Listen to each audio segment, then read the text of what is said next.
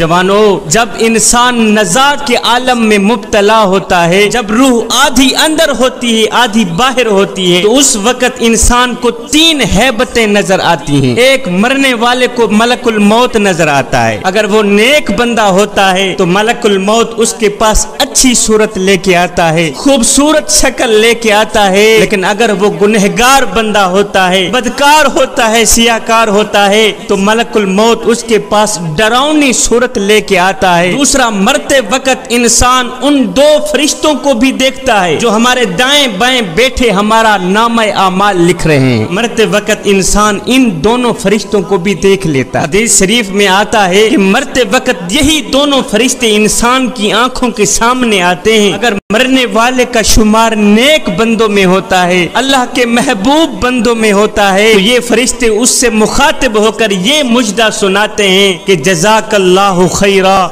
جزاک اللہ خیرا، اے مرنے والے خدا تیرا بھلا کرے، خدا تیرا بھلا کرے کہ ہمارے سامنے تو نے بہت سی بندگی کی ہے، تو نے اللہ کو بھی راضی کیا، اس کے رسول کو بھی راضی کیا، راتوں کی تنہائیوں میں اٹھ اٹھ کے قرآن پڑھتا رہا، اللہ کو راضی کرتا رہا، اس کے رسول کو راضی کرتا رہا۔ اے اللہ کے نیک بندے خدا تیرا بھلا کرے۔ اور اگر مرنے والا نیک بندہ نہیں ہوتا، گنہگار ہوتا ہے، بدکار ہوتا ہے، سیاکار ہوتا ہے، تو یہی دونوں فرشتے اس سے مخاطب ہو کر کہتے ہیں اے نادان لا جزاک اللہ خیرا، حق تعالی تیرا بھلا نہ کرے، نہ کرے، نہ کرے، اس لیے کہ تو نے ہمارے سامنے بہت سے گناہ کیے، بہت سی تقصیریں کی، مظلوموں پر ظلم کرتا رہا، غریبوں کا حق مارتا رہا، مسجد کے نزدیک نہ گیا، قرآن کے قریب نہ گیا، ساری زندگی شیطان کی پوجا کرنے میں گزار دی، ساری زندگی غفلت میں گزار دی۔ اے مردود انسان خدا تیرا بھلا نہ کرے،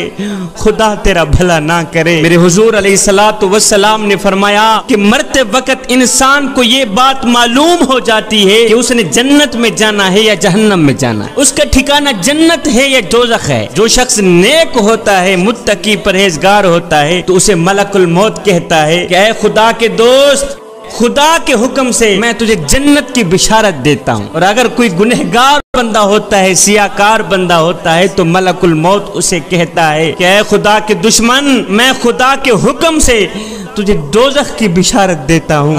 جب مرنے والا دوزخ کی بشارت سنتا ہے تو اسے خوف اور رنج کے ملے جلے جذبات گھیر لیتے ہیں، نزاع کی سختی بڑھ جاتی ہے اور وہ سسک سسک کے پانی مانگتا ہے کہ مجھے پانی دو، لیکن زبان ہلنے سے قاصر ہو جاتی ہے، اس کی روح آدھی اندر ہوتی ہے آدھی باہر ہوتی ہے، کہتا ہے ہائے یا اللہ، او مجھے موت دے دے، مجھے موت دے دے۔ قصہ مختصر کہ اس گنہگار بندے کی روح بڑی ہی سختی سے نکلتی ہے۔ میرے حضور علیہ السلام نے فرمایا کہ کوئی بھی شخص دنیا سے نہیں نکلتا جب تک وہ یہ جان نہ لے کہ اس کا ٹھکانہ جنت ہے یا جہنم ہے۔ مرنے والے کے لیے بات یہ بھی ہے کہ اسے معلوم ہو جاتا ہے کہ وہ جنت میں جائے گا یا جہنم میں جائے گا۔ میرا اللہ فرماتا ہے کل نفس ذائقۃ الموت، ہر جاندار ایک نہ ایک دن موت کا ذائقہ چکھنے والا ہے۔ جوانو، دنیا کی زندگی چند روزہ ہے، دنیا سرائے فانی ہے، ہم نے یہاں سے ایک نہ ایک دن کوچ کر جانا ہے۔ یہ دنیا کی زندگی محض ایک کھیل تماشا ہے۔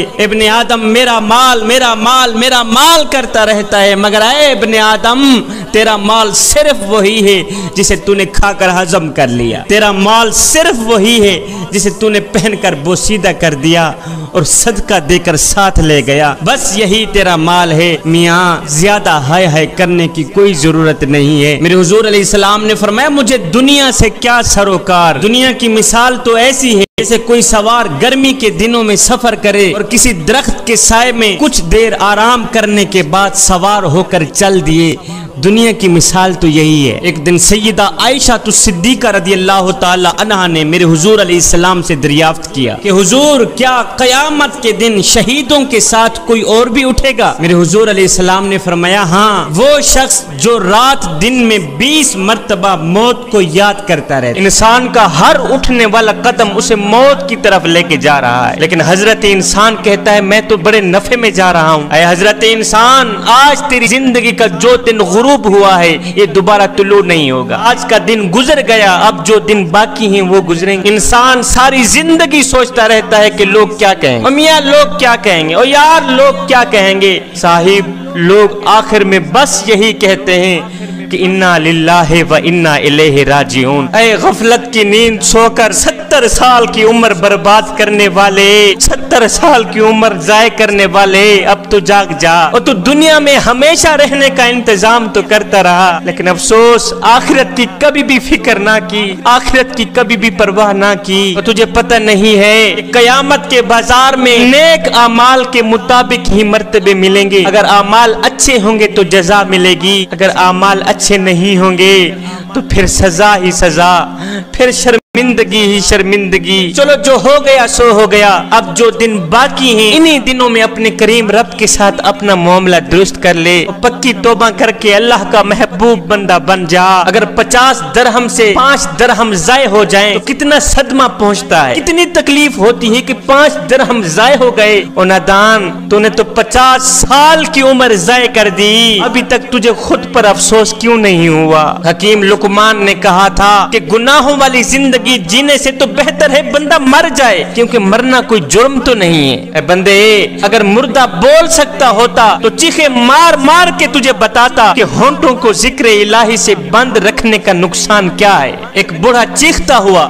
چلاتا ہوا، دوڑتا ہوا ایک حکیم صاحب کے پاس آیا. آ کر کہتا ہے حکیم صاحب مجھے دیکھیے مجھے کیا ہو گیا ہے، ایسے لگتا ہے جیسے میرے پاؤں کیچڑ میں پھنس گئے ہوں، اور جیسے میرے پاؤں کیچڑ میں پھنس گئے ہوں.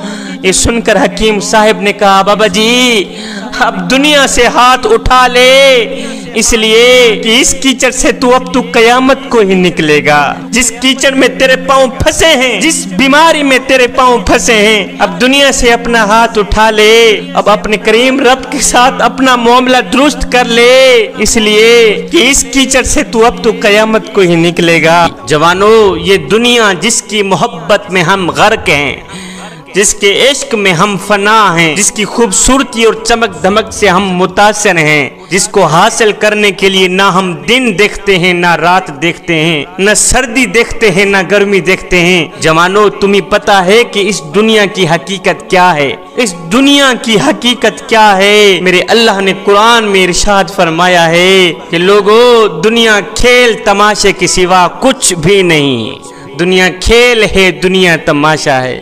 یہ ہے دنیا کی حقیقت کہ دنیا کھیل تماشے کے سوا کچھ بھی نہیں ہے. دنیا فانی ہے. کسی نے سچ کہا تھا کہ دنیا کی یہ زندگی سپر مارکیٹ کی طرح ہے، اس میں گھومیے پھریے جو چاہے خرید کر ٹرالی بھر لیجئے، لیکن اس بات کو ہمیشہ یاد رکھیے کہ کیشیئر کے پاس بھی جانا ہے، ان چیزوں کا حساب بھی دینا ہے. یہی مثال اس دنیا کی ہے. جوانو یہ دنیا جس پر ہم فریفتہ ہیں اس کو ریت سے تشبیہ دی گئی ہے، ریت سے تشبیہ دی گئی ہے جس کو پیاسا شخص دور سے پانی سمجھتا ہے اور اس کی طلب میں دوڑتا بھاگتا چلا جاتا ہے، اور جب یہ پیاسا انسان اس کے پاس پہنچتا ہے تو وہ ریت کے سوا کچھ نہیں پاتا، ریت کے سوا کچھ حاصل نہیں کرتا، یہاں تک کہ بھاگتا دوڑتا وہ پیاسا ہی مر جاتا ہے. جوانو یہی حال اس دنیا کا ہے کہ حضرت انسان اس دنیا کو حاصل کرتا کرتا مر ہی جاتا ہے. میرے حضور علیہ السلام نے فرمایا